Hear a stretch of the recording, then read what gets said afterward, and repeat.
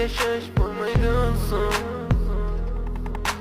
Yuragim sezdi bugun xiyonatingni, ko'zlari ko'rdi bugun yolg'onlaringni. Inson nimaga sevar va nimalarga erishar, vaholanki va'dalar berayotgan lablar aldar, muhabbatga ishontirishga undar. Nima o'zi muhabbat, baxtmi yoki razolat? Qani kim javob berar?